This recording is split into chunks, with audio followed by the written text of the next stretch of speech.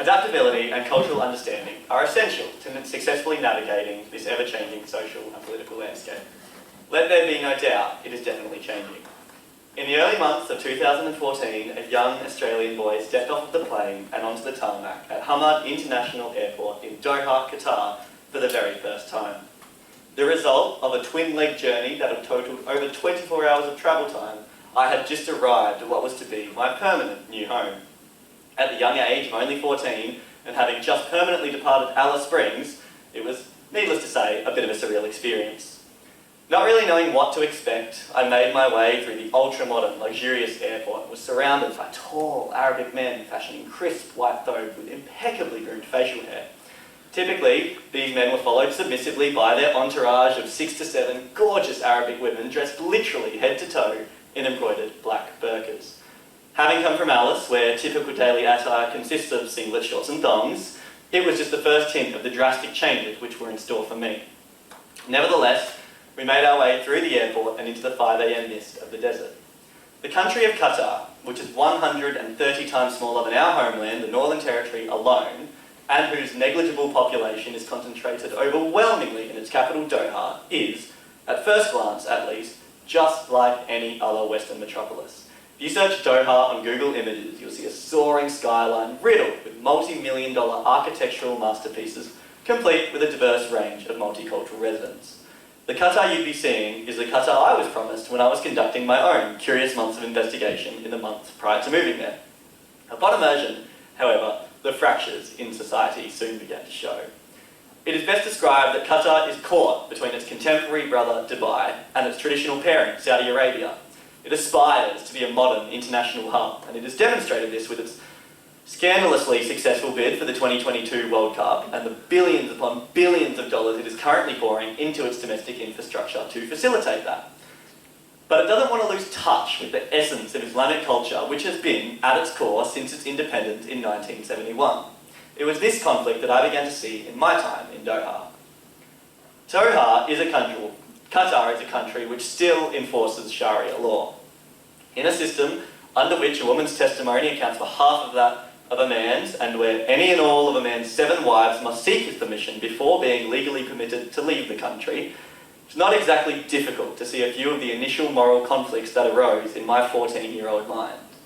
How could I live happily in a society in which Muslim women were expected to cover all of their skin, showing only their face or eyes?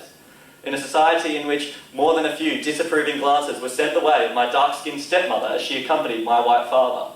A country in which polygamy was not just accepted, but culturally celebrated.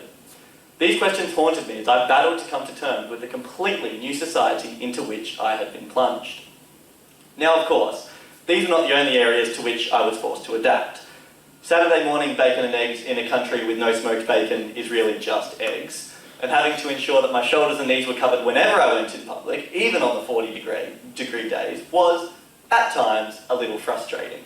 Coupled with the devastating reality that I was going to have to wait 7 years until my 21st birthday before even being eligible to learn to drive, it was certainly not off to a convincing start.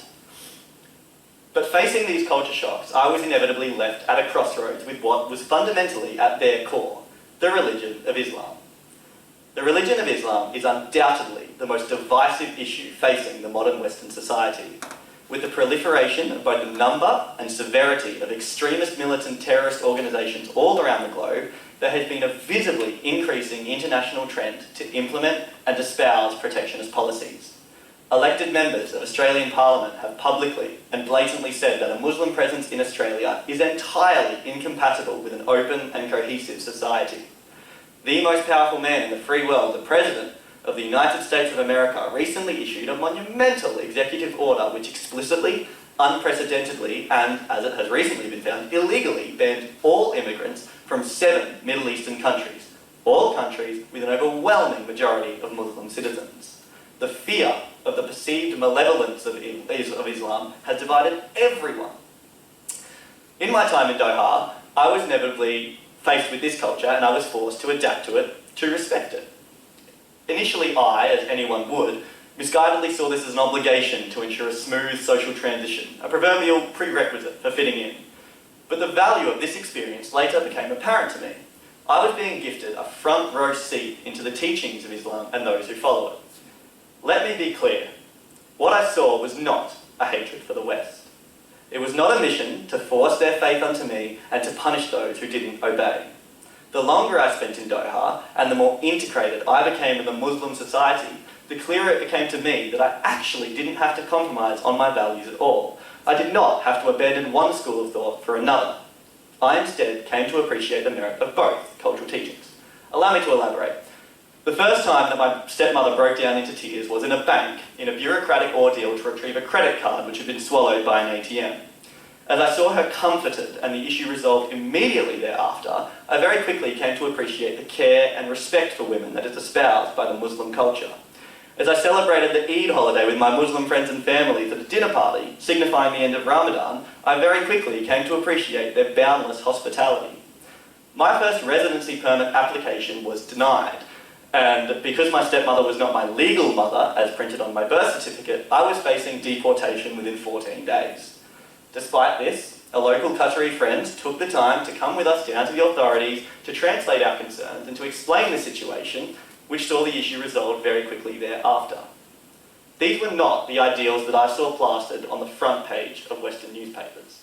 Had I not moved to Qatar, had I not been forced to adapt, I probably never would have seen them. Ultimately, my time in Qatar, it opened my eyes to the value of travel, but more importantly, it made me realise simply how boxed in I had been. It brought to life both the apparent differences and the fundamental similarities between the two cultures, and it forced me to adapt to them. When you are forced to adapt, you are rewarded with what I believe to be a much greater understanding of the world around you. Because in this social and political climate, in which even the most powerful man in the free world can advocate for division on a global scale, and in which one of Victoria's very own state MPs can be refused entry into the United States for no reason other than being Muslim, cultural understanding, adaptability, and most importantly, empathy are vital. Thank you.